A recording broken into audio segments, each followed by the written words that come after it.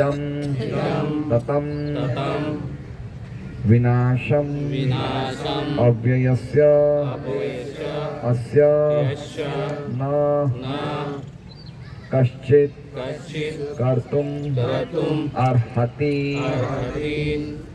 अविनाशी तु तद्विद्धि येन सर्वम् इदं ततं विनाशम् अव्ययस्यास्य न कश्चित् कर्तुम् अर्हति अविनाशी तु तद्विद्धि येन सर्वम् इदं ततं विनाशम् अव्ययस्यास्य न कश्चित् कर्तुम् अर्हति अविनाशी तु तद्विद्धि येन सर्वम् इदं ततं विनाशम् अव्ययस्यास्य न कश्चित् कर्तुम् अर्हति अविनाशी तु तत्तद्विन। द्वितीय गीता का सार श्लोक संख्या 17। अनुवाद एवं तात्पर्य श्रील प्रभुपाद द्वारा। अविनाशी तु तद्विद्धि येन सर्वम् इदं ततं विनाशम् अव्ययस्यास्य न कश्चित् कर्तुम् अर्हति। अविनाशी नाश रहित तो लेकिन तथा उसे विद्धि जानो ये न जिससे सर्वम संपूर्ण शरीर इदम ये ततम परिव्याप्त विनाशम नाश अव्ययस्य अविनाशी का अस्य इस न कश्चित कोई भी नहीं कर्तुम करने के लिए अर्हति समर्थ है। अनुवाद। जो सारे शरीर में व्याप्त है उसे ही तुम अविनाशी समझो। उस अव्यय आत्मा को नष्ट करने में कोई भी समर्थ नहीं है। ओम अज्ञानतिमिरान्धस्य ज्ञानाञ्जनशलाकया चक्षुरुन्मीलितं येन तस्मै श्रीगुरुवे नमः। श्रीचैतन्यमनोभीष्टं स्थापितं येन भूतले स्वयं रूपकदा मह्यं ददाति स्वपदान्तिकं। वन्देऽहं श्रीगुरोः श्रीयुतः पदकमलं श्रीगुरुन् वैष्णवांश्च श्रीरूपं सहग्रजातं सहगण्डपुनाथामृतं तं सजीवं साद्वैतं सावधूतं परिजनसहितं कृष्ण चैतन्यदेवं श्रीराधा कृष्णपादान् सहगणललिता शिवशाखान्वितांश्च। हे कृष्ण करुणा सिन्धो दीनबन्धो जगत्पते गोपेश गोपिकान्त राधाकान्त नमोस्तुते। तप्त कांचन गौरांगी राधे वृंदावनेश्वरी वृषभानुसुते देवी प्रणमामि हरिप्रिये। वाञ्छाकल्पतरुभ्यश्च कृपा सिन्धुभ्येव च पतितानां पावनेभ्यो वैष्णवेभ्यो नमो नमः। श्री कृष्ण चैतन्य प्रभु नित्यानंद श्री अद्वैत गदाधर शिवासादि गौर भक्तवृंद। हरे कृष्णा कृष्णा कृष्णा हरे हरे हरे राम राम राम हरे। सभी भक्तों का रविवार सत्संग के कार्यक्रम में स्वागत है। विशेष रूप से हमारे बेसू से बड़े सेठ जी आए हैं, अनंत जगन्नाथ प्रभु, और राम मंदिर से आए हैं महाचंद्र प्रभु। तो बड़े भक्त आए हैं और मैं नीचे इस कुर्सी पे बैठा हूँ और ये नीचे बैठे हैं। तो प्रभु आप लोग आइए यहाँ पे तो अच्छा रहेगा प्रभु। हमारी तो ये गरीबों की कोठरी है, कुछ है नहीं, सिर पे ना छत है ना ज़मीन पे कुछ फ्लोरिंग है, हम तो ऐसे ही बैठे हैं प्रभु। लेकिन आप लोग आए तो बड़ा अच्छा लग रहा है। भक्तों के संग में गीता जी का हम श्रवण कीर्तन करेंगे। डॉक्टर साहब भी आए काफ़ी साल बाद। 1 साल हो गया डॉक्टर साहब, 1 साल हो गया आए। कृष्णावेश माता जी आए। हरे कृष्णा। 1 साल हुआ आपको। अब अगला चक्कर नेक्स्ट ईयर या अगले संडे। चलिए अच्छा है, आते रहिए। भागवतम में आए थे। आए थे? अच्छा अच्छा, चलिए बहुत अच्छा। तो गीता जी का ये जो दूसरा अध्याय है, ये बहुत ही, सभी अध्याय महत्वपूर्ण हैं, लेकिन ये अध्याय इसलिए महत्वपूर्ण इस परिप्रेक्ष्य में है कि हमें अपने बारे में जानने को प्राप्त होता है कि हम कौन हैं। बाकी सब अध्यायों में प्रकृति के 3 गुण के बारे में चर्चा है, और क्या कहते हैं, दिव्य ज्ञान के बारे में चर्चा है, मृत्यु के समय कैसे शरीर को छोड़ना चाहिए उसकी चर्चा है, लेकिन पर्टिकुलरली ये अध्याय में हम लोग कौन हैं, जब तक हमें ये नहीं पता चलेगा कि हम कौन हैं तो हम आगे नहीं बढ़ पाएंगे। इसलिए बहुत ही जानकारी ध्यान से भगवान देते हैं, जिसको हमें अच्छी तरह समझने का प्रयास करना चाहिए। तो ये दूसरे अध्याय का जो, इसका नाम ही है गीता का सार। तो इस श्लोक में पिछला श्लोक हमने जो देखा था पिछले रविवार, वो श्लोक का क्या था सुरेश जी, याद है आपको? तत्वदर्शियों ने नहीं, श्लोक याद है? आप भागवत के श्लोक में एक्सपर्ट हो गए, गीता जी के श्लोक में नहीं?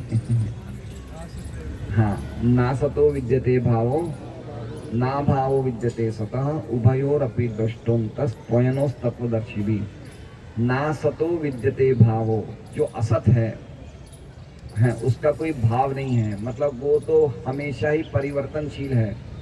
जो असत चीज है वो हमेशा परिवर्तनशील रहती है, वो कभी स्थायी नहीं है। और ना भावो विद्यते सतः, और जो सत है उसका कभी अभाव नहीं है, उसका कभी परिवर्तन होता ही नहीं है ना। तो एक आत्मा है और एक जड़ है, एक चेतन है। तो चेतन वस्तु हमेशा रहती है, यानी कि आत्मा हमेशा रहती है, और जो अनात्मा है, जो शरीर है, उसका कोई स्थायी भाव नहीं, उसका कोई मतलब कुछ है ही नहीं, वो तो हमेशा जा रहा है ना। शरीर हमेशा जा रहा है, परिवर्तन हो रहा है, तो उसका तो कोई भाव है ही नहीं।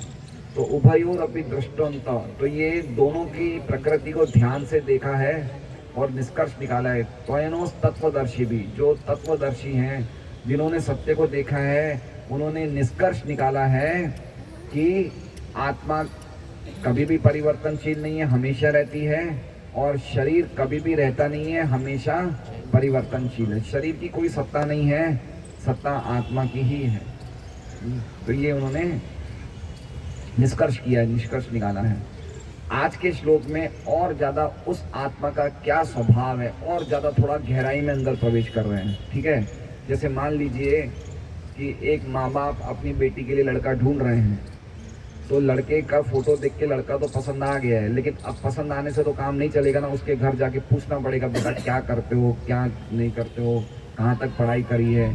तो शुरुआत में इतना भगवान ने बता दिया, क्या बता दिया, कि आत्मा हमेशा रहती है, शरीर रहता नहीं है, आत्मा का कोई परिवर्तन नहीं है। लेकिन और ज़्यादा उसमें थोड़ा सा और ज़्यादा प्रकाश डाला जा रहा है कि और क्या क्या खास बात है आत्मा की। समझ रहे हैं बात को, है ना। जैसे हम लोग जैसे देखते हैं ना, कुछ और ज़्यादा हम लोग उसके बारे में जानकारी प्राप्त करते हैं। तो आज का जो श्लोक है, पिछला श्लोक में 2 चीज़ें बताई थी, 16वें श्लोक में 2 चीज़ें बताई थी। क्या 2 चीज़ें बताई थी गौरांग प्रभु? क्या 2 चीज बताई थी? सत और असत। अभी हम वही तो चर्चा कर रहे हैं कि सत का हमेशा रहता है, सत का कोई अभाव नहीं है, और असत का कभी भाव नहीं है ना। आत्मा हमेशा रहती है, और चेतनशील आत्मा हमेशा रहती है, और जो जड़ शरीर है उसकी कोई सत्ता नहीं है, वो हमेशा परिवर्तन रहता है। ठीक है, तो आज का श्लोक आत्मा की अंदर और जाएगा, और अगला श्लोक शरीर के अंदर और जाएगा। ठीक है, आज का जो श्लोक है आत्मा के स्वभाव को और थोड़ा प्रकाशित करेगा, और 18वां श्लोक शरीर को, है ना। 2 चीजें चर्चा करी थी ना 16वें में, शरीर और आत्मा की। तो 17वें और 18वें अध्याय में आत्मा, 17वें अध्याय में आत्मा के बारे में ज्यादा बताया जाएगा, और 17वें श्लोक में, आज के श्लोक में, और 18वें श्लोक में किसके बारे में ज्यादा बताया जाएगा? शरीर के बारे में। अंतवंत इमे देहा, कि ये शरीर जो है ये तो नाशवान है। ठीक है, तो आज हम आत्मा का पढ़ेंगे। अविनाशी तु तद्विद्धि, अविनाशी मतलब ये अविनाशी है ना। आत्मा क्या है? अविनाशी है, तू, लेकिन तद्विद्धि, जानो, है ना। क्या कह रहे हैं भगवान, क्या कह रहे हैं कि इसे जानो। कब तक सोए रहेगा, अब तो उठ जाओ, है ना। जानो भाई जानो, करोड़ों करोड़ों कोटि कोटि जन्मों से तुम अज्ञानता की नींद में सोए हुए हो, अब तो जानो, हाँ। ऐसे कह रहे हैं, विद्धि तू तद विद्धि अविनाशी तू तद विद्धि। क्या चीज अविनाशी है? तो कह रहे हैं ये न सर्वमिदम ततम, ये न मतलब जिसके द्वारा, जिसके द्वारा सर्वम इदम, सर्वम इदम मतलब ये पूरा शरीर, सर्वम मतलब शरीर। शरीर कितने प्रकार के होते हैं? शरीर पूनम माता जी, शरीर कितने होते हैं? एक स्थूल शरीर होता है, एक सूक्ष्म शरीर होता है। तो ये ना मतलब जिसके द्वारा, किसके द्वारा? अविनाशी के द्वारा, है ना। ये ना उसके द्वारा, इदम सर्वम, ये दोनों शरीर, सूक्ष्म शरीर और स्थूल शरीर, इदम ततम, ततम मतलब व्याप्त है, मतलब किसके द्वारा व्याप्त है? अविनाशी के द्वारा। क्या चीज व्याप्त है? दोनों शरीर व्याप्त है, मतलब वो अविनाशी वस्तु दोनों शरीरों के अंदर प्रवेश कर रही है। किन दोनों शरीर के अंदर? स्थूल शरीर के अंदर और सूक्ष्म शरीर के अंदर, है ना। तो अविनाशी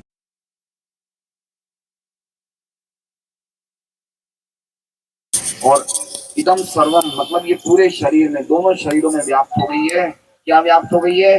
वो अविनाशी वस्तु व्याप्त हो गई है। तो जानो, तुम ऐसा जानो, है ना। तो क्या चीज व्याप्त हो गई है? क्या से क्या से क्या वो अविनाशी वस्तु क्या है ना? चेतना। आत्मा व्याप्त नहीं हुई है, आत्मा व्याप्त नहीं हुए हैं। क्या व्याप्त हुई है? चेतना। आत्मा का रूप है, आत्मा का एक आकार है, आत्मा तो वहीं पे स्थित है, लेकिन आत्मा के प्रभाव से क्या व्याप्त हुई है? चेतना। आत्मा का लक्षण क्या है? चेतना। तो पूरे शरीर में क्या व्याप्त हुई है? चेतना, है ना। लेकिन आत्मा नहीं व्याप्त हुई है, आत्मा तो एक जगह स्थित है। लेकिन जैसे मान लीजिए हम यहाँ पे अग्नि जलाते हैं, तो अग्नि तो एक जगह स्थित है, लेकिन अग्नि से जो प्रकाश है वो इस जमीन तक व्याप्त है। उसी प्रकार से आत्मा तो एक जगह स्थित है, लेकिन आत्मा से जो चेतना निकल रही है वो पूरे शरीर में व्याप्त है। लेकिन वो कितने में, कहाँ तक व्याप्त है? वो खाली हमारे शरीर तक ही व्याप्त है, दूसरे शरीर में व्याप्त नहीं है। जैसे मान लीजिए कि मुझे यहाँ पे खुजली करने में अच्छा लग रहा है, तो ये मुझे ही अच्छा लगेगा, निर्मल को अच्छा नहीं लगेगा। समझ रहे हैं क्या बोलना चाहता हूँ? समझ रहे हैं कि जो आत्मा के, जो शरीर में जो कुछ भी हो रहा है, उसके सुख दुख के अनुभव किसको हो रहे हैं? जो आत्मा जिस शरीर में, उसी को हो रहे हैं, दूसरी आत्मा को नहीं हो रहे हैं। मतलब हर एक आत्मा अलग अलग है, ठीक है ना। समझ रहे हैं बात को? ये बात बहुत जरूरी समझना चाहिए कि इदम सर्वम का अर्थ समझना चाहिए। इदम सर्वम का अर्थ मतलब समझ रहे हैं? इदम सर्वम मतलब ये शरीर सुख और दुख से युक्त है। समझ रहे हैं? ये शरीर में दोनों चीजें हैं, सुख और दुख, और आत्मा ने इन दोनों को प्रवेश करके, इन दोनों में शरीर में प्रवेश करके इसको क्या कर दिया है? अंदर प्रवेश करके प्रकाशित कर दिया है। किसके द्वारा? चेतना के द्वारा।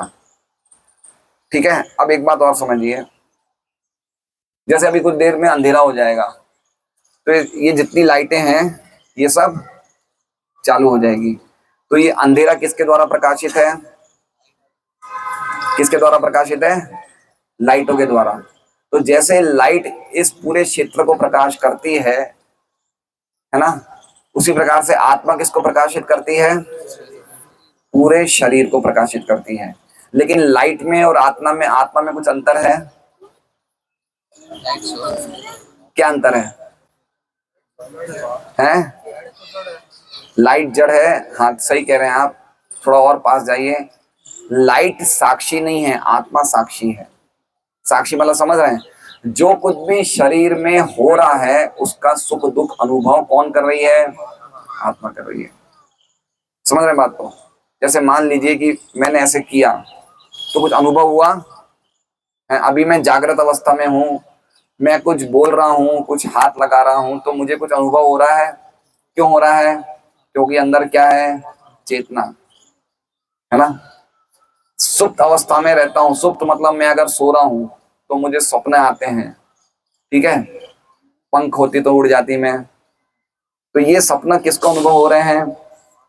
आत्मा को, ठीक है। और अगर मैं बहुत गहरी नींद में सो जाऊं तो मुझे कुछ अनुभव होगा, बहुत गहरी नींद में क्या अनुभव होगा? लेकिन अनुभव क्या होगा? गहरी नींद में तो कुछ होश ही नहीं रहता है। ऐसी ऐसी अवस्था जिसमें सपना ही नहीं आए, बहुत अच्छी नींद आई, वो किसको अनुभव हुआ? आत्मा को। आत्मा को कैसे अनुभव? क्योंकि चेतना है। तो पॉइंट ये है कि चेतना हमेशा साक्षी है, हमेशा हमारी हर चीज को चेतना वॉच कर रही है ना। चेतना मतलब चेतना के द्वारा आत्मा वॉच कर रही है। तो इसलिए आत्मा में गुण है साक्षी का। आत्मा साक्षी है, आत्मा देखती है, लेकिन वो खुद उससे परे है ना। यहाँ पे लाइट भी देख रही है, लाइट से प्रकाश हो रहा है, लेकिन लाइट साक्षी नहीं है, लेकिन आत्मा साक्षी है।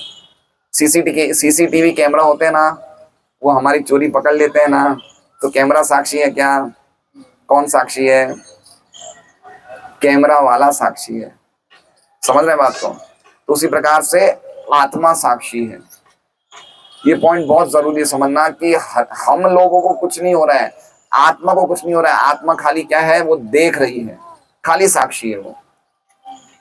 जैसे एक एक होता है ओबीई। ओबीई मतलब out of the body experience, शरीर के बाहर जो अनुभव। तो कभी कभी कोई मरीज का हार्ट का ऑपरेशन होता है, तो आत्मा शरीर के बाहर निकल के देख रही है कि मेरा ऑपरेशन होता है। ये चीजें प्रूव हुई है ना। कभी कभी कोई व्यक्ति का ऑपरेशन हो रहा है तो आत्मा को पता चल रहा है कि मेरा ऑपरेशन हो रहा है, यद्यपि वो बेहोशी में तो भी उसे पता चल रहा है। इसका मतलब क्या है? कि वो साक्षी है, वो देख रही है। इसका मतलब उसको खुद को ऑपरेशन नहीं हो रहा है, वो खाली दृष्टा है, साक्षी है। तो समझ गए पहली लाइन का अर्थ कि आत्मा इतनी सूक्ष्म है कि वो कहीं भी प्रवेश कर जाती है और उन चीजों को चलायमान कर देती है, ठीक है। देखिए मेरी बात सुनिए, ये दूध का टोपिया है। क्या है? दूध का टोपिया। दूध के टोपियों को हम गैस पे रखते हैं, क्या करने के लिए? गर्म करने के लिए। जब हम गर्म करते हैं तो क्या होता है? अग्नि किस में प्रवेश करती है? दूध में, और अपना असर बताना शुरू कर देती है। तो अग्नि ने कहाँ प्रवेश किया? दूध के अंदर। तो दूध ज्यादा सूक्ष्म है या अग्नि ज्यादा सूक्ष्म है? क्या चीज सूक्ष्म है? अग्नि सूक्ष्म है। अग्नि किसके अंदर प्रवेश कर गई? दूध में, और उसने अपना असर बताना शुरू कर दिया। लेकिन आत्मा इतनी सूक्ष्म है कि उसके अंदर कुछ प्रवेश कर ही नहीं सकता है। समझ रहे हैं बात को? तो आत्मा ही सब में प्रवेश कर जाती है और अपना असर बताना शुरू कर देती है। समझ गए बात को? ये आगे बताया जाएगा, जैसे नैनम छिंदंती शस्त्राणी, वो हम देखेंगे श्लोक, कि आत्मा इतनी सूक्ष्म है कि उसको देखा ही नहीं जा सकता है। तो उसे कोई काटने का तो प्रश्न ही दूर का प्रश्न है ना। इसलिए पॉइंट ये बताना चाहते हैं भगवान यहाँ पे कि आत्मा को और ध्यान से समझो। वो खाली अविनाशी ही नहीं है, लेकिन वो साक्षी भी है। एक और क्वालिटी देखो आत्मा की, वो ऐसा नहीं है कि वो हमेशा परिवर्तनशील नहीं है, ऐसा नहीं है। परिवर्तनशील तो नहीं है, वो हमेशा रहती है, लेकिन साथ साथ में वो चीजों को देख भी रही है। इसका मतलब ये है ना, उसके द्वारा ही ये ना सर्वतंत्र सब जगह प्रवेश कर जाती है। तो आगे बोल सकते हैं कि कोई तो चांस होगा उसे मारने का, उसका विनाश का। तो दूसरी लाइन में कह रहे हैं विनाशम अव्ययस्यास्य, नहीं, कोई चांस ही नहीं है। जैसे मान लीजिए कोई व्यक्ति को ऐसी बीमारी हुई है जिसको बचना मुश्किल है, तो उसके रिश्तेदार क्या बोलते हैं? डॉक्टर साहब क्या पूछेंगे डॉक्टर से कि भाई साहब कुछ तो बताओ, कुछ तो चांस होगा, कुछ तो उपाय होगा, 1% बचने का भी चांस। पूछते नहीं पूछते हैं? तो कल को कोई पूछ ले कि भाई कुछ तो चांस होगा कि आत्मा का विनाश हो सकता है, तो कह रहे नहीं, विनाशम अव्ययस्य, ये अव्यस्य है, अव्यय है। अव्यय मतलब देख रहे हैं, इसमें लिखा है विनाशम अव्ययस्यास्य, अव्ययस्य। अव्यय मतलब व्यय का अर्थ क्या होता है? खर्चा होना। और अव्यय मतलब जिसका खर्चा नहीं होता, मतलब देखिए व्यय किसे बोलते हैं? जैसे मैंने राम तीर्थ जी को दिए 1000 रुपए की, जाओ आप चीज ले आइए, तो ये 1000 रुपए लेके गए और 200 रुपए के फूल ले आए, तो 200 रुपए क्या हो गए, चले गए, व्यय हो गए, मतलब नुकसान हो गया, चले गए या खर्च हो गए, कम हो गए, तो अब कितना बैलेंस रहा, 800। तो आत्मा क्या है, अव्यय है। अव्यय मतलब उसमें कोई भी घाटा नहीं होता है, कोई भी हानि नहीं होता है, उसका कोई भी पार्ट कटता नहीं है, वो हमेशा बनी रहती है, वो हमेशा बनी की बनी रहती है, अव्यय है, उसका कोई लॉस नहीं है। तो भगवान दूसरी लाइन में कंफर्म कर रहे हैं कि ऐसी अव्यय, अव्यय अस्य, अस्य मतलब ऐसी अव्यय वस्तु का कभी विनाशम न कश्चित कर्तुमर्हति, कोई भी करने में समर्थ नहीं है। एक बार और कंफर्म कर रहे हैं कि ऐसी अव्यय वस्तु का कोई भी प्रकार से विनाश नहीं हो सकता। ठीक है, तो ये समझ गए आप लोग अर्थ अच्छी तरह है, समझ गए आप। अविनाशी तू तद्विद्धि, अविनाशी बताया है चेतना को। आत्मा का लक्षण क्या है, चेतना, है ना। देखिए शरीर जीवित व्यक्ति का मतलब क्या हुआ, अगर कोई व्यक्ति जीवित है तो उसका मतलब क्या हो गया, शरीर प्लस चेतना इज इक्वल टू लाइफ। और कोई मरा हुआ है तो क्या बोलते हैं, शरीर माइनस चेतना इज इक्वल टू डेथ, है ना। तो अभी हमें कहा जाता है कि हम जीवित हैं, क्यों, क्योंकि शरीर के अंदर क्या है, चेतना है ना। लेकिन अगर ये शरीर में चेतना नहीं होगी तो क्या होंगे, मृत्यु। तो जीवन का लक्षण क्या है, चेतना। ठीक है, एक बात ये। दूसरी बात की शरीर में हम देखते हैं और भी चीजें व्याप्त है, जैसे चेतना व्याप्त है तो चमड़ी भी तो व्याप्त है ना। पूरे शरीर में चमड़ी भी तो व्याप्त है, खून भी व्याप्त है, सही बात है। तो कोई बोल सकता है ये ना सर्वमिदं तदम, ये चीजें भी तो व्याप्त है, लेकिन ये सब चीजें रिप्लेसेबल है, रिप्लेस होती है, किडनी रिप्लेस होती है, खून रिप्लेस होता है ना, ये लीवर रिप्लेस होता है, लेकिन आत्मा चले जाने के बाद कोई भी चीज रिप्लेस नहीं हो सकती, ऐसी ही ऐसी रह जाती है। पॉइंट समझ रहे हैं बात को। इसलिए अल्टीमेटली जो बेस है वो क्या है, आत्मा है। जो जैसे कहते हैं ना प्रिंसिपल है, जो फैक्टर है वो है आत्मा। आत्मा के रहने से सब चीजें हो रही है, इसलिए इंपॉर्टेंट क्या है, आत्मा। और हम लोग दिन भर क्या करते हैं, शरीर का ध्यान रखते हैं। तो ये दिखाता है कि हमारी अज्ञानता कितनी है कि मनुष्य जीवन प्राप्त करने के बाद भी हम लोग कितना समय शरीर पे दे रहे हैं, और हम शरीर है ही नहीं, हम शरीर है ही नहीं, शरीर की हमें आवश्यकता ही नहीं है। तो ये बहुत ही हाई प्रिंसिपल्स हैं, इनके लिए पूरा कंप्लीट रिफॉर्मेशन चाहिए, कंप्लीट चेंज ऑफ चेतना, पूरे जीवन के तौर तरीके, रहने खाने पीने के नियम सभी कुछ बदलने पड़ेंगे। तो ऐसी स्थिति में आएंगे जब हमें पता चलेगा कि हम शरीर से अलग हैं। और वो संभावना संभव है या नहीं है, संभव है या नहीं है, संभव है। दूसरी योनियों में संभव है, बिल्कुल नहीं है, इस योनि में संभव है ना। बहुत ही सूक्ष्म, अभी आगे भी बताएंगे प्रभुपाद जी तात्पर्य में कि क्या क्या और क्वालिटीज हैं। तो अब हम तात्पर्य पढ़ते हैं। मेरे हिसाब से मोटा मोटी आपको श्लोक तो थोड़ा बहुत आप लोगों को प्रवेश कर ही गया होगा, जैसे आत्मा शरीर में प्रवेश कर जाती है वैसे श्लोक भी आपके हृदय में प्रवेश कर गया होगा। सबको समझ में आया, 50% समझ में आ गया। कोई हाथ नहीं खड़ा कर रहा है, निर्मल, हाँ 50% तो आया, चलो अच्छा है। 50% से ज्यादा है तो और भी अच्छी बात है। तात्पर्य, इस श्लोक में संपूर्ण शरीर में व्याप्त आत्मा की प्रकृति का अधिक स्पष्ट वर्णन है। अधिक स्पष्ट मतलब और गहराई से, जैसे हमने चर्चा करी कि भाई और ज्यादा जानकारी प्रभु भगवान इस श्लोक के द्वारा आत्मा के बारे में हमें बोलना चाहते हैं।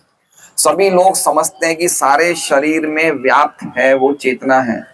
प्रत्येक व्यक्ति को शरीर में किसी अंश या पूरे भाग में सुख दुख का अनुभव होता है। किसके बारे में बोलते हैं, इदम सर्वम बोल रहे ना प्रभुपाद, कि किसी अंश में या पूरे भाग में सुख दुख का अनुभव होता है। तो क्यों हो रहा है अनुभव, क्यों हो रहा है अनुभव, क्योंकि आत्मा ने अंदर प्रवेश किया है, इसलिए हमें सुख दुख का अनुभव हो रहा है। सुख दुख का अनुभव किसे होता है बताइए, किसको होता है? सुख दुख का अनुभव किसे हो रहा है? राधिकेश प्रभु, शरीर तो जड़ है, शरीर तो जड़ है, शरीर को थोड़ी हो रहा है सुख दुख का अनुभव। और आत्मा तो तीनों गुणों से परे है, तो उसे भी नहीं हो रहा है। किसे हो रहा है महाचंद्र प्रभु? हैं? आत्मा के द्वारा उस अनुभव तो करे आत्मा ही करती है। हाँ, आत्मा के द्वारा अनुभव हो रहा है, लेकिन उसको फील कौन कर रहा है? मन फील कर रहा है, मन फील कर रहा है। जड़ है, आत्मा इसलिए शरीर के अनुभव कर रही है। हाँ, लेकिन थोड़ा और पास जाइए, कम क्लोजर। मिथ्या अहंकार है ना, मिथ्या अहंकार के कारण हमें लग रहा है कि हमारे साथ हो रहा है, जो कि हमारे साथ नहीं हो रहा है। मिथ्या अहंकार समझ रहे हैं क्या होता है? मिथ्या अहंकार वो गांठ है जो गांठ आत्मा को शरीर से बांधती है ना।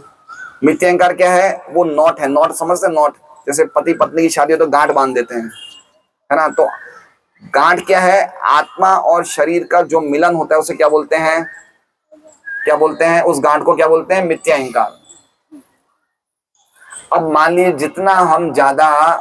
जितना ज्यादा हम अटैचमेंट के काम करते हैं, ये गांठ क्या होती है? और टाइट हो जाती है, और टाइट हो जाती है, और टाइट हो जाती है। भक्ति का प्रोसेस, पूरा प्रोसेस क्या है? इस मिथ्या अहंकार की गांठ को खोलना है। तो आत्मा अलग हो जाएगी, शरीर अलग हो जाएगा, फिर आत्मा को कोई लेन देन नहीं शरीर से। क्या होगा? अभी जितना ज्यादा हम मिथ्या अहंकार की गांठ में, तो हो रहा है शरीर के साथ, लेकिन हमें क्या लग रहा है? हमारे साथ हो रहा है। किसके कारण? क्योंकि मिथ्या अहंकार के कारण हमने अपने आप को क्या समझ लिया है? शरीर कर लिया। तो जो भी सुख दुख के अनुभव होते हैं किसको होते हैं? मिथ्या अहंकार को होते हैं। समझ रहे बात को? तो ये बात तो समझ लीजिए कि ये शरीर में, प्रत्येक व्यक्ति को शरीर में किसी अंश या पूरे भाग में सुख दुख का अनुभव होता है, किंतु चेतना की ये व्याप्ति किसी के शरीर तक ही सीमित रहती है। चेतना की ये व्याप्ति किसी शरीर तक ही सीमित रहती है। मतलब हमारे यहाँ पे अभी मान लीजिए 40 लोग बैठे हैं यहाँ पे हैं, तो कितनी चेतनाएं हैं? 40 चेतनाएं हैं, ठीक है। तो हर एक चेतना अपने शरीर तक ही सीमित है। जैसे मान लीजिए राजविद्या प्रभु के अगर दांतों में दर्द हो रहा है, तो उसकी दांतों के दर्द की अनुभूति राजविद्या प्रभु को होगी और साथ में राम तीर्थ जी को होगी। सही बात है क्या? सही बात क्या है? खाली इनको ही होगी। क्यों? क्योंकि इनकी चेतना लिमिटेड है, खाली उस शरीर तक ही है, ठीक है ना। तो ये प्रभुपाद बताना चाहते हैं कि जो लोग, इस प्रकार के लोग इस धरती पे भ्रमण कर रहे हैं, जिनको मायावादी कहा जाता है, वो ये कहते हैं कि आत्मा और परमात्मा एक ही है ना। लेकिन प्रभुपाद कह रहे हैं कि एक नहीं है, आत्माएं बहुत सारी है। उनका जो फिलोसॉफी वो क्या है कि आत्मा और परमात्मा बहुत सारी नहीं है, एक ही सर्वव्यापी आत्मा है। जब वो शरीर में बंध जाती है तो वो अज्ञानता में आ जाती है, और जैसे ही शरीर से छूट जाती है वो वापस परमात्मा से एक हो जाती है। तो इस बात को प्रभुपाद तात्पर्य में डिफीट कर रहे हैं कि नहीं, एक आत्मा नहीं है। कितनी आत्माएं हैं? बहुत सारी हैं। और हर एक आत्मा अपने शरीर तक ही फैल रही है, और कहीं नहीं फैल रही है ना। हमें क्या जानकारी है? हमारे शरीर में जो हो रहा है वो ही जानकारी है। क्यों? क्योंकि हमारी चेतना खाली शरीर तक ही है। लेकिन एक और चेतना है कोई जो पूरे शरीर की जानकारी रखती है। कौन है वो? परम चेतना है ना। तो दो चेतनाएं हो गई, एक अणु चेतना, एक परम चेतना। तो एक शरीर में कितनी चेतनाएं रहती है गुलाब जी? एक या दो? दो। कौन कौन सी? एक अणु चेतना और एक परम चेतना। हम कौन है? परम चेतना है, हम अणु चेतना है। लेकिन परम चेतना कैसी है कि हर एक शरीर में क्या हो रहा है वो सब जानती है ना। तो जैसे अणु चेतना किसमें प्रवेश करती है? शरीर में। तो परम चेतना कहाँ प्रवेश करती है? सब शरीरों के साथ साथ पूरे ब्रह्मांड में प्रवेश कर जाती है। अणुओं में भी प्रवेश कर जाती है, मिट्टी के कणों में भी प्रवेश कर जाती है, सब जगह प्रवेश कर जाती है। तो आत्मा के प्रवेश करने से जैसे शरीर अच्छी तरह चल रहा है, उसी तरह से परमात्मा के प्रवेश करने से पूरी दुनिया अच्छी तरह चल रही है। सूर्य टाइम पे आ रहा है, चांद टाइम पे आ रहा है, समुद्र अपनी बाउंड्रीज को क्रॉस नहीं कर रहे हैं, सब्जियों में रस आ रहा है, सब कुछ अच्छी तरह चल रहा है। क्यों? क्योंकि परमात्मा ने ब्रह्मांड में प्रवेश कर दिया जगत में। और इसी तरह से आत्मा जब शरीर में प्रवेश करती है तो सब काम अच्छी तरह हो रहा है। ठीक है, तो टोटल कितनी चेतनाएं हैं?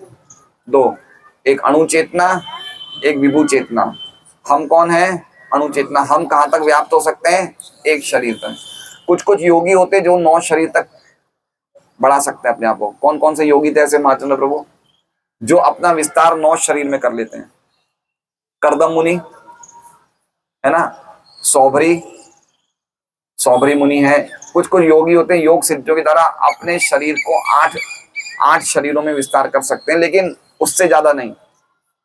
भगवान ने कितने विस्तार किए थे? 16,108। तो इतना नहीं कर सकते, 8 या 9 शरीर कर सकते हैं। तो कहने का मतलब है कि हमारी चेतना सीमित है। वही प्रभुपाद यहाँ पे तात्पर्य में बुला देते। बहुत सुंदर तात्पर्य, आपको थोड़ा दिमाग लगाना पड़ेगा। है तो खाली खिचड़ी और तो कुछ ज्यादा नहीं है, लेकिन थोड़ा दिमाग लगा लीजिए। खाली 7 बजे तक की बात है, थोड़ा दिमाग लगाइए। बहुत ही सुंदर तात्पर्य है। देखिए, एक तो कोई भी तात्पर्य श्रील प्रभुपाद जो बड़े बड़े लिखते हैं उनमें बहुत गहराई की बात होती है। और ये तात्पर्य है ना, अगर आप ध्यान से पढ़ेंगे, रामानुजाचार्य, श्रीधर स्वामी, बलदेव विद्याभूषण, सबकी टीका इन तात्पर्यों में है। आप अलग से भी उन तात्पर्य आचार्य टीका पढ़ेंगे ना, तो उनके भी कुछ ना कुछ पॉइंट प्रभुपाद इस तात्पर्य में डाल देते हैं। तो अद्भुत तात्पर्य प्रभुपाद के। आगे देखते हैं, एक शरीर के सुख तथा दुख का बोध दूसरे शरीर को नहीं हो पाता है। ठीक है, हर एक शरीर के सुख दुख का बोध उसी आत्मा को होता है, दूसरे आत्मा को नहीं होता है। फलतः प्रत्येक शरीर में व्यष्टि आत्मा है और इस आत्मा की उपस्थिति के लक्षण व्यष्टि चेतना द्वारा परिलक्षित होता है। व्यष्टि मतलब समझ रहे हैं? इंडिविजुअल, व्यक्तित्व। हर एक आत्मा क्या है? हर एक आत्मा का अपना अस्तित्व है ना। कोई भी चीज किसी से मिश्रित नहीं हो रही है। सब लोग अपने अपने आप में एक एक अस्तित्व रखते हैं। चाहे चींटी हो, चाहे मानव हो, चाहे कोई भी हो, हर एक कोई भी वस्तु किसी में मिक्स नहीं हो रही है। जैसे सूर्य की रोशनी सूर्य देव से काफी सूर्य की किरणें निकलती है। कितनी निकलती है हम गिन नहीं सकते, लेकिन वो किरणें आपस में एक दूसरे के साथ मिक्स नहीं होती। सब अपनी अलग अलग स्वतंत्र हैं, सब अपनी व्यष्टि किरणें हैं। तो उसी प्रकार से आत्माएं भी कैसी हैं? सब व्यष्टि हैं। व्यष्टि मतलब समझ रहे हैं? सब इंडिविजुअल हैं, सब पर्सनल हैं, सबका रूप है, सबका अपना व्यक्तित्व है। कोई भी किसी के साथ मिलता नहीं है। या तो आत्मा परमात्मा में नहीं मिलती या दूसरी आत्माओं के साथ नहीं मिलती। सबके अपने अपने व्यक्तित्व हैं। सब लोग भगवान की सेवा में लग सकते हैं। ऐसा नहीं समझना चाहिए कि ये व्यक्ति सत्संग में आ रहा है तो यही लगेगा। हर एक व्यक्ति की कुछ ना कुछ क्वालिटीज है, हर एक व्यक्ति का अपना अपना अस्तित्व है, हर एक व्यक्ति का अपना अपना व्यक्तित्व है। इसे कहते हैं व्यष्टि आत्मा। ठीक है, इसलिए कभी कभी हम लोग क्या करते हैं, सत्संग में आते हैं तो हम क्या लगता है कि हम तो खाली बैठने के लिए आए हैं, बैठेंगे और कुछ सुनेंगे चलेंगे, लेकिन गंभीरता नहीं रहते। क्यों? क्योंकि हमें लगता है कि भाई करना चाहिए अच्छा, लेकिन हमें समझना चाहिए हम लोगों का सबका एक रोल है भगवान की लीलाओं में। हमारा एक पार्टिसिपेशन है। भगवान ने हमें एक उद्देश्य से भेजा है और वो उद्देश्य को संपूर्ण करने के लिए हमें गंभीर होना चाहिए। हम वापस भगवान के धाम में प्रवेश करेंगे जहाँ पे हमारे सबके अपने अपने व्यक्तित्व के अनुसार हमारे कुछ ना कुछ रोल हैं। हम में से कुछ गाय हैं, हम में से कुछ क्या कहते हैं पक्षियां हैं, हम में से कुछ भगवान के सखा है, हम में से कुछ भगवान के दास है। हम सबका अपना अपना रोल है ना। इसलिए कहते हैं व्यष्टि आत्मा, मतलब हम लोग सब लोग भगवान के व्यष्टि अंश हैं।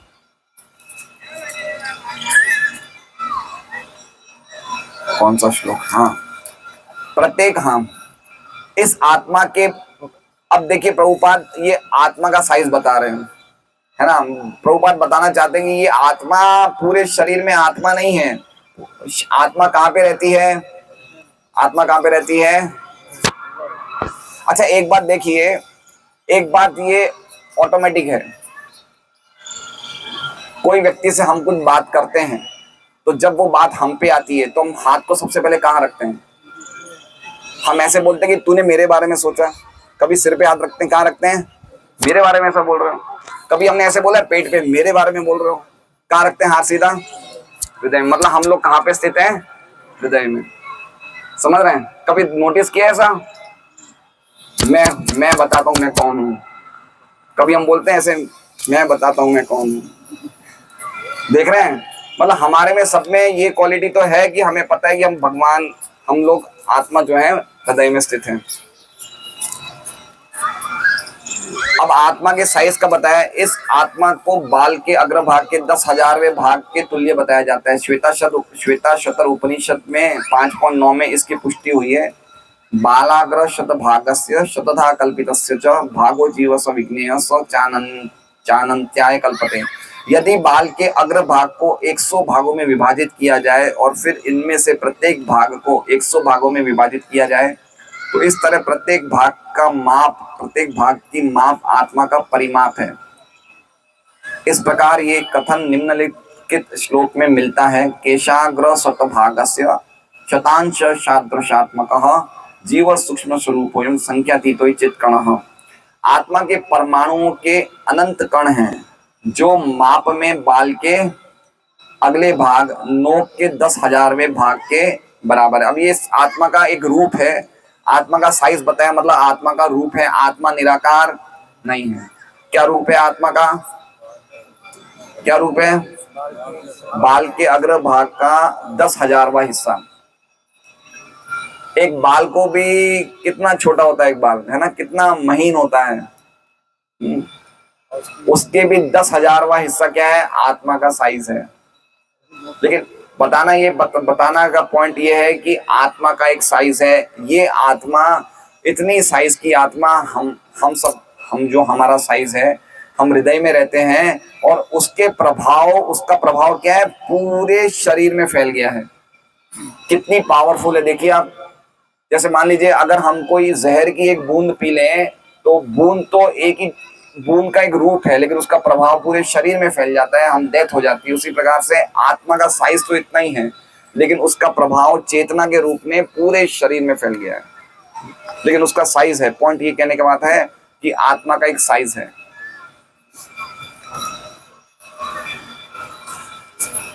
इस प्रकार आत्मा का प्रत्येक कण भौतिक परमाणुओं से भी छोटा है और ऐसे असंख्य कण हैं। ये अत्यंत लघु आत्मस्फुलिंग भौतिक शरीर का मूल आधार है और इस आत्मस्फुलिंग का प्रभाव सारे शरीर में उसी तरह व्याप्त है जिस प्रकार किसी औषधि का प्रभाव व्याप्त रहता है। जैसे दवाई का प्रभाव पूरे शरीर में फैल जाता है, उसी प्रकार आत्मा का प्रभाव पूरे शरीर में चेतना के रूप में फैल जाता है। आत्मा की ये धारा, विद्युत धारा सारे शरीर में चेतना के रूप में अनुभव की जाती है और यही आत्मा के अस्तित्व का प्रमाण है। आत्मा का मतलब आप समझिए क्या स्पीड है आत्मा की, क्या स्पीड है। हमारे शरीर की क्या स्पीड है? अच्छा, राजधानी की क्या स्पीड है बताइए। अभी वो कौन सी ट्रेन चली है, जनता क्या है नाम है, वंदे भारत। 2 घंटे में सूरत से अहमदाबाद पहुंचा देते हैं, शायद 2-2.5 घंटे में। क्या स्पीड में चलती है? अच्छा, इससे फास्ट किसकी स्पीड है? मन की। हम अभी चाहे तो वृंदावन पहुंच सकते हैं, ठीक है। मन से ज्यादा स्पीड किसकी है? बुद्धि की। बुद्धि से ज्यादा स्पीड किसकी है? आत्मा की। एक झटके में अभी हम भगवान के धाम जा सकते हैं, एक झटके में, सिर्फ एक मोमेंट में। कैसे? हरे कृष्णा कृष्णा कृष्णा हरे हरे, हरे राम राम राम। खाली अगर हम बोल रहे हैं और हम अपने शरीर को छोड़ देते कहाँ जाएंगे? तो हम तैयार हैं सब? नहीं, अब हम तैयार नहीं हैं है ना, हम तैयार नहीं है। हम चाहें तो एक झटके में अपना ट्रांसफर कर सकते हैं। अगर हरे कृष्णा पूरे भक्ति भाव से बोल रहे हैं, उसी टाइम अगर शरीर छूट जाता है तो आत्मा सीधी भगवान, इसमें कोई डाउट नहीं है। लेकिन उसके लिए हम तैयार नहीं है ना। इसलिए महाराज कुलशेखर क्या बोलते हैं कि अभी तो मैं आपका चिंतन अच्छी तरह कर रहा हूँ, मेरा स्वास्थ्य अच्छा है, लेकिन आगे जाके जब मेरे शरीर से मेरे यहाँ पे कफ अटक जाएगा, कफ आ जाएगा, नाक में मेरी सांस रुक जाएगी, तो मैं हरे कृष्णा नहीं बोल पाऊंगा। इसलिए अभी मेरी अवस्था अच्छी है तो मैं अभी क्यों नहीं मुझे प्राण छोड़ दूं और आपके धाम चला जाऊं आपका स्मरण करते हुए। लेकिन अभी हम लोग तैयार क्यों?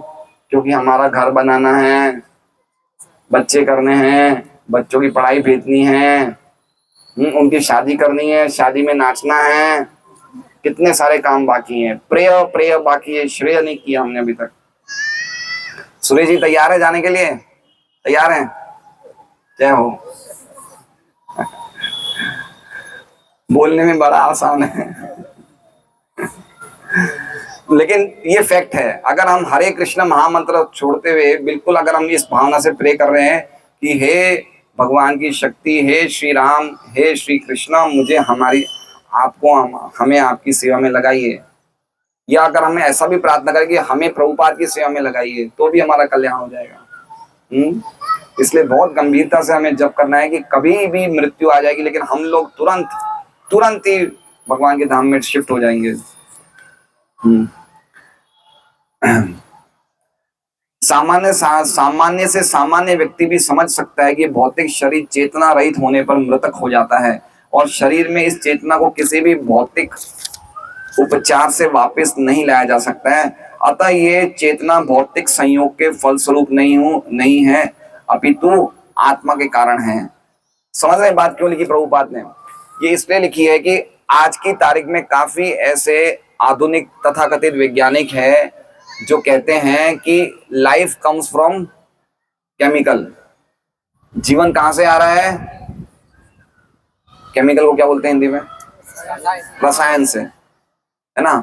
तो उन्हें लगता है कि जब कोई रसायन आपस में मिलते हैं, है ना, तो उससे क्या बनता है? जीवन बन जाता है। जैसे पुरुष और स्त्री विवाह करते हैं, उनके संयोग से क्या बनता है? जीवन बन जाता है। और इस तरह से जीवन, बच्चा होता है और जीवन बन जाता है। लेकिन ये तरीका नहीं बताया। इसमें क्या बताया है कि जीवन से ही आ रहा है, शरीर के संयोग से जीवन नहीं आ रहा है। इसमें लिखा हुआ है कि शरीर के संयोग से, ये चेतना भौतिक संयोग के फलस्वरूप नहीं है। ये बहुत बड़ा क्या कहते हैं, ये यहाँ पे हमारा डिसअप्रूवल होता है। वैदिक विचारधारा और आधुनिक विचारधारा। आधुनिक विचारधारा क्या बोलती है कि शरीर के मिलन से क्या बनता है? जीवन बनता है। इसलिए उनको एबॉर्शन में कोई डर नहीं है। नहीं चाहिए बच्चा, एबॉर्शन कर दो, ये तो खाली केमिकल्स का मिलना है, लाइफ आएगी, लाइफ चली गई, उसमें क्या दिक्कत है। उनको नहीं पता कि ये आत्मा से ही आत्मा आ रही है, परम आत्मा भगवान से लाइट आ रही है, लाइफ जीवन वहीं से आ रहा है ना। आत्मा जो है उन भौतिक पदार्थों में आश्रय लेती है, ना कि आत्मा उन भौतिक पदार्थों से बनती है। बनती नहीं है आत्मा, आश्रय लेती है। और फिर वो स्त्री के शरीर में प्रवेश करती है और फिर जैसे ही प्रवेश करती है शरीर का निर्माण करना बनना शुरू हो जाता है। तो शरीर का रूप नहीं है। रूप किसका है? आत्मा का है। अगर आत्मा शरीर में है तो ही शरीर का रूप है, और अगर शरीर से आत्मा चली जाएगी तो रूप बिगड़ना शुरू हो जाएगा। तो रूप किसका है? आत्मा का है। आकार किसका है? आत्मा का। ये सब क्वालिटीज बता रहे हैं प्रभुपाद इस तात्पर्य में। साक्षी आत्मा सब कुछ, और आत्मा क्या है? भगवान का अंश है। तो आत्मा की जो क्वालिटीज हैं वो सब क्वालिटीज संपूर्णतया भगवान में है। तो ये देखना चाहिए हम कितनी बड़ी चीज को निग्लेक्ट कर रहे हैं। अगर हम हरे कृष्णा महामंत्र का जप करेंगे, अपनी साधना का ढंग से हम लोग फॉलो करेंगे प्रॉपर वे में, तो धीरे धीरे हमें पता चल जाएगा कि हम शरीर नहीं है, हम आत्मा है। हमें मृत्यु से डर नहीं लगेगा। तो ये बहुत इंपॉर्टेंट बात है समझने जैसी। ये चेतना भौतिक संयोग के फलस्वरूप नहीं है, अपितु आत्मा के कारण है। मुंडक उपनिषद 3.1.9 सूक्ष्म परमाणविक आत्मा की और अधिक विवेचना हुई है। ईश्वर अणुरात्मा चेतसा वेदितव्यो यस्मिन् प्राण पंचदा संविवेश प्राणेश चित्तम सर्वमोतम प्रजानाम यस्मिन् विशुद्धे विभवत्येष आत्मा। आत्मा आकार में अणु तुल्य है, जिसे पूर्ण बुद्धि के द्वारा जाना जा सकता है। ये अणु आत्मा 5 प्रकार के प्राणों में तैर रहा है। तो आत्मा कहाँ तैर रहा है? शरीर में। कौन से शरीर में तैर रहा है? ये हवा में तैर रहा है। कितने हवाएं हैं? 5 प्रकार के प्राणों में तैर रहा है। अपान, व्यान, समान, उदान, और एक और है प्राण। प्राण, अपान, समान, व्यान, उदान, ये 5 तरह की वायुओं में क्या तैर रहा है? आत्मा तैर रहा है ना। इसे बोलते हैं अष्टांग योग। जब हम योग करते तो क्या करते हैं?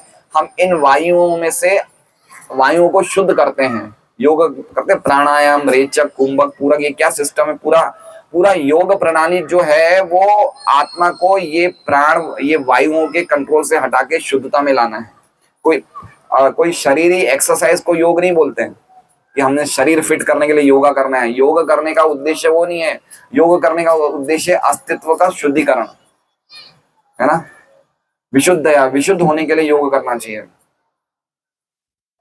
ये अणु आत्मा 5 प्रकार के प्राणों में तैर रहा है, प्राण, अपान, व्यान, समान तथा उदान। एक्चुअली में 10 प्रकार के प्राण हैं, मेन जो है ये 5 हैं। ये हृदय के भीतर स्थित है और देहधारी जीव के पूरे शरीर में अपने प्रभाव का विस्तार करता है।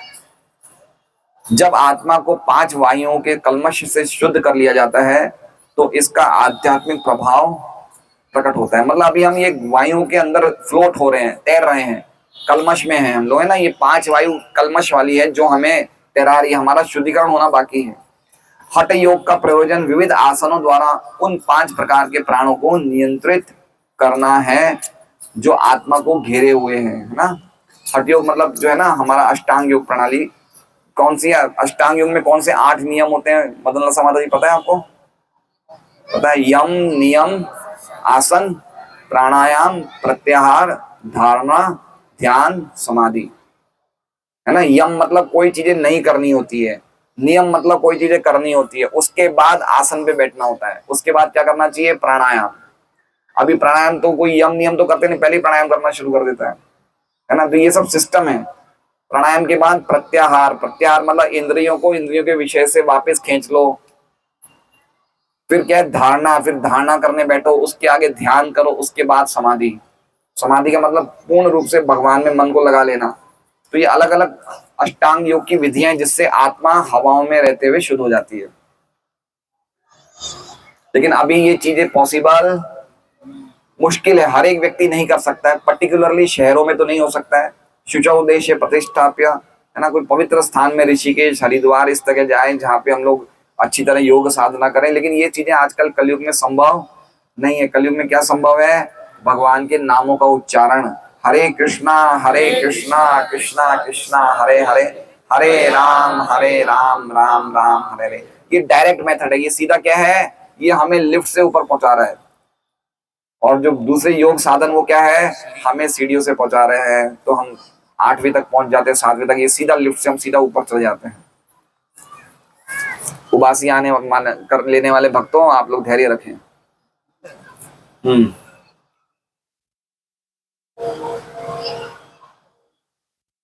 ये योग किसी भौतिक लाभ के लिए नहीं, अपितु भौतिक आकाश के बंधन से अणु आत्मा की मुक्ति के लिए किया जाता है। इस प्रकार अणु आत्मा को सारे वैदिक साहित्य ने स्वीकारा है और प्रत्येक बुद्धिमान व्यक्ति अपने व्यावहारिक अनुभव से इसका प्रत्यक्ष अनुभव करता है। केवल मूर्ख व्यक्ति ही इस अणु आत्मा को सर्वव्यापी विष्णु तत्व के रूप में सोच सकता है। तो जो व्यक्ति आत्मा को और विष्णु को एक ही मानता है, यानी कि आत्मा को और परमात्मा में कोई भेद ही नहीं देखता, वो कौन है, वो मूर्ख है। 2 चीजें भाई, एक नहीं है, 2 हैं, एक अणु आत्मा और एक विष्णु आत्मा, मतलब विष्णु तत्व। 2 चीजें हैं। अशोक जी बराबर है, संडे लगन वाले अशोक जी की जय हो। 2 आत्मा है, एक विष्णु तत्व है और एक हम लोग हैं। अगर हम इसे एक ही मानते हैं या हम ये सोचते हैं कि अभी 2 हैं, मुक्ति के बाद एक हो जाएंगे, तो हम कौन हुए, हम मूर्ख हुए। ये दोनों में अंतर हमेशा बना रहेगा। क्या बनना है हमें, आत्मा बनना है, परमात्मा बनना है। जिनको परमात्मा बनना है हाथ खड़ा करें। माताजी, एक माताजी ने हाथ खड़ा किया है भाग्यश्री के पास। किनको परमात्मा किनको बनना है, आत्मा किनको रहना है, ये भी सब नहीं खड़ा कर रहे हैं। मतलब बीच में कोई रास्ता नहीं है और कोई थर्ड ऑप्शन नहीं है, या तो आत्मा बने रहो या परमात्मा बने रहो। आत्मा किसे रहना है ये बताइए। इसमें भी सब हाथ नहीं खड़ा कर रहे हैं। दुख तो इस बात का हो रहा है, अरे आत्मा ही है भाई, हम तो आत्मा ही रहना है। और परमात्मा किसे रहना है, हाँ तो सही है। कोई हाथ मत खड़ा करो, हमारा आत्मा ही स्वभाव है, आत्मा ही रहना है, सेवा करना है भगवान की। परमात्मा बन के क्या संभाल लेंगे, एक परिवार को नहीं संभाल पाए, दुनिया को क्या संभालेंगे, हमारी कैपेसिटी नहीं है। अणु आत्मा का प्रभाव पूरे शरीर में व्याप्त हो सकता है। मुंडक उपनिषद के अनुसार ये अणु आत्मा प्रत्येक जीव के हृदय में स्थित है और चूंकि भौतिक विज्ञानी इस अणु आत्मा को माप करने में सकने में असमर्थ है, अतः उनमें से कुछ ये अनुभव करते हैं कि आत्मा है ही नहीं, है ना। क्या बोलते हैं? ईसाई लोग बहुत एक्सपर्ट होते हैं पशुओं को मारने में। इनको मारने में उनको बोला जाता है कि बाइबल में ऐसा लिखा है, thou shall not kill, तुम नहीं मारोगे। तो ईसाई क्या बोलते हैं पता है? तथाकथित ईसाई क्या बोलते हैं कि पशुओं में आत्मा नहीं होती इसलिए हम मारते हैं। आत्मा किस में होती है? मनुष्यों में होती है, पशुओं में नहीं होती। लेकिन पशु और मनुष्य काम तो एक ही करते हैं, तो क्यों नहीं है भाई आत्मा उसमें? तो इसमें वो बात कहते हैं कि कुछ लोग ऐसा मानते हैं कि आत्मा है ही नहीं। व्यष्टि आत्मा तो निसंदेह परमात्मा के साथ साथ हृदय में है और इसलिए शारीरिक गतियों की सारी शक्ति शरीर के इसी भाग से उद्भूत है। किस भाग से उद्भूत है? हृदय से। सब शक्तियां कहाँ पे है? हृदय में। इसलिए हार्ट अटैक आने का कितना बड़ा झटका लगता है ना। हार्ट अटैक से सब हृदय से सब एनर्जियां कहाँ से निकल रही है? हृदय से। हृदय में से सब एनर्जियां क्यों है? क्योंकि आत्मा और परमात्मा कहाँ स्थित है? हृदय में। इसलिए सब एनर्जी का सोर्स क्या है? हृदय है। इसलिए डायबिटीज वाले चीनी मत खाओ, हार्ट को स्वस्थ रखो। व्यष्टि आत्मा तो निसंदेह जो लाल रक्त कण फेफड़ों से ऑक्सीजन ले जाते हैं वे आत्मा से ही शक्ति प्राप्त करते हैं। अतः जब आत्मा इस स्थान से निकल जाता है तो रक्तोत्पादक संलयन फ्यूजन बंद हो जाता है। औषधि विज्ञान लाल रक्त कणों की महत्ता को तो स्वीकार करता है, किंतु ये निश्चित नहीं कर पाता कि शक्ति का स्रोत आत्मा। देखिए मतलब हम लोग ये देख रहे हैं कि रेड ब्लड कॉर्पुसल्स कम हो गए, WBC कम हो गए, ये चीज कम हो गई, लेकिन हमें ये नहीं पता कि वो कहाँ से आ रहे हैं, है ना। इसलिए व्यक्ति, समझदार व्यक्ति क्या देखता है कि हर एक चीज का सोर्स क्या है। देखिए जब तक हम सोर्स को पता नहीं करेंगे ना, हम लोग कभी भी प्रगति नहीं कर पाएंगे। हर एक चीज का परम सत्य मतलब सब कुछ परम सत्य, अहम सर्वस्य प्रभव। अभी हम बोल रहे हैं या देख रहे हैं या कुछ बुद्धि लगा रहे हैं, कुछ सुन रहे हैं, इनका सोर्स क्या है? सोर्स क्या है? भगवान है। ईश्वर परम कृष्ण सचिदानंद विग्रह अनादिर आदिर गोविंद सर्व कारण कारणम। जो व्यक्ति सोर्स पे चला जाएगा ना, उसका मोक्ष निश्चित है। उसकी गारंटी है कि वो सिद्धि को प्राप्त करेगा, भगवत प्रेम प्राप्त करेगा, क्योंकि वो हर एक जगह कॉज को देख रहा है, सुप्रीम कॉज को देख रहा है ना। तो सबके सोर्स कहां से आ रहा है? सोर्स ऑफ एनर्जी, शक्ति का स्तोत्र क्या है? तो कह रहे हैं परमात्मा है। और परमात्मा इतने सूक्ष्म है कि वो आत्मा में भी प्रवेश कर जाते हैं। परमात्मा किस में प्रवेश कर जाते हैं? आत्मा में भी प्रवेश कर जाते हैं। आगे आएगा ये। जो भी हो, औषधि विज्ञान ये स्वीकार करता है कि शरीर की सारी शक्ति का उद्गम स्थल हृदय है। पूर्ण आत्मा के ऐसे अणु कणों की तुलना सूर्य प्रकाश के कणों से की जाती है। पूर्ण आत्मा कौन हुए? भगवान। पूर्ण आत्मा मतलब भगवान। तो सूर्य में से बहुत सारे कण निकलते हैं, ऐसे भगवान के शरीर से क्या निकल रही है? ब्रह्म ज्योति, है ना, प्रभा निकल रही है। प्रभा मतलब क्या निकल रही है? चमक निकल रही है। और चमक क्या है? वो चमक में क्या है? जैसे सूर्य देह में अनंत सूर्य की किरणें, वैसे भगवान के शरीर से जो प्रभा निकल रही है उसमें क्या है? अनंत आत्मा के कण है ना, अनंत कण है, अनलिमिटेड लिविंग एंटिटीज। लिखा है सूर्य प्रकाश में असंख्य तेजोमय अणु होते हैं। इसी प्रकार परमेश्वर के अंश, उनकी किरणों के परमाणु स्फुलिंग हैं। ठीक है, परमेश्वर के अंश क्या है? हम कौन है? परमेश्वर के अंश है। और क्या है बता रहे हैं? किरणें कैसी है? परमाणु स्फुलिंग। हम लोग सब किरणों की तरह है, परमाणु स्फुलिंग। और प्रभा या पराशक्ति कहलाते हैं। हम क्या है? भगवान की पराशक्ति है। एक शक्ति किसे बोलते हैं अनिल जी? एक है अपराशक्ति। ये माइक क्या है? अपराशक्ति। क्योंकि माइक को मैं अपने हिसाब से बना कर रहा हूं, सही कर रहा हूं, बिगाड़ रहा हूं, बना रहा हूं, तो मैं कौन हुआ? मैं अपराशक्ति, सॉरी पराशक्ति। और माइक क्या है? अब देखिए ये बहुत अच्छा मोबाइल है जिसकी कीमत 30,000 रुपए है, लेकिन ये अपने आप चल सकता है? इसको बटन्स दबाने पड़ेंगे तो चलेगा। तो ये क्या हो गई? ये भी भगवान की शक्ति, लेकिन ये हल्की शक्ति। इसे क्या बोलते हैं? अपरा। और मैं कौन हूं? मैं पराशक्ति हूं, क्यों मैं इसको दबा के ऑपरेट कर सकता हूं। तो दुनिया में जितने भी इन्वेंशंस हुए हैं, बड़े बड़े मेट्रोस बन रहे हैं, बुलेट ट्रेन्स बन रहे हैं, ये सब कौन सी शक्ति है? अपरा। इनको कौन चला रहा है? पराशक्ति, यानी कि हम चला रहे हैं। और हम दोनों को कौन चला रहा है? परमेश्वर चला रहे हैं। पराशक्ति और अपराशक्ति दोनों को एतद योनिनि भूतानि सर्वाणि इत्युपधारय एम कृष्ण से जगत प्रभव प्रलयस्तथा 7.6 है, तो ये समझना चाहिए। अब आप लोग काफी समझदार लग रहे हैं, धीरे धीरे चीजों को समझ रहे हैं। प्रसाद का टाइम नजदीक आ रहा है। यस। अतः चाहे कोई वैदिक ज्ञान का अनुगामी हो या आधुनिक विज्ञान का, वो शरीर में आत्मा के अस्तित्व को नकार नहीं सकता। क्यों? क्योंकि उनको भी पता है, मॉडर्न साइंटिस्ट ये नहीं मानते कि आत्मा है, लेकिन उनको ये तो पता है कि कहीं ना कहीं से एनर्जी तो आ रही है। ठीक है, वो ये नहीं मानेंगे कि आत्मा है। चलो, कोई ऐसे लोगों ने बोले नहीं आत्मा नहीं, शरीर खत्म, सब कुछ खत्म, लेकिन शरीर में एनर्जी कहां से आ रही है?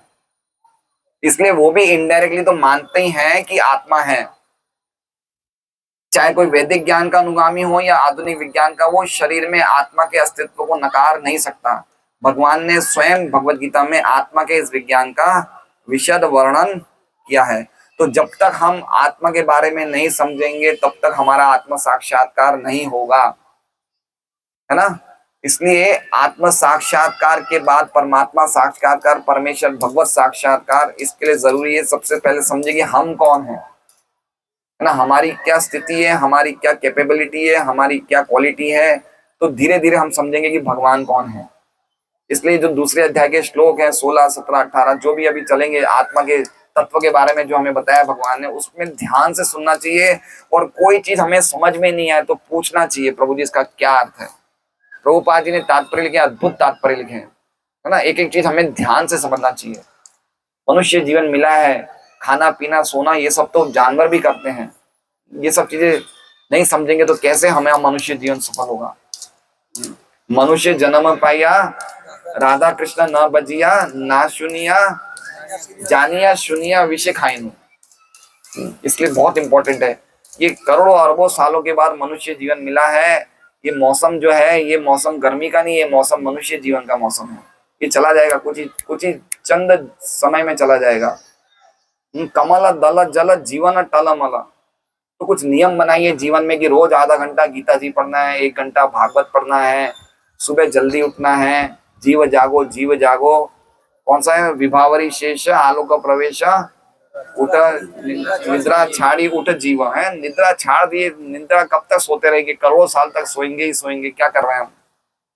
कितना सोएंगे? या निशा सर्वभूतानाम तस्याम जागते संयमी। जो सबके लिए रात है वो हमारे लिए दिन है ना। हम लोग उल्टा चलने वाले हैं। लोग सो रहे हैं रात को, लोग 3-4 बजे सोते हैं, हमें 3-4 बजे उठना है। और लोग जो डिस्को डांस करेंगे उस टाइम हमें सोना है ना। लोगों का जो क्लब की नाइट है उस टाइम हमारा सोना है। लोगों का जब सोने का टाइम है हमारा उठना है। तो ये जीवन होना चाहिए। यही तो असली शूरवीरों का जीवन है। बाकी खाने पीने में, चार घर 4 फ्लैट का बंगला बनाने में कोई होशियारी नहीं है। ऐसे ऐसे लोग भी बड़े बड़े अरबपति बन जाते हैं जिनको कोई होश नहीं होता है। इसमें कोई होशियारी नहीं है।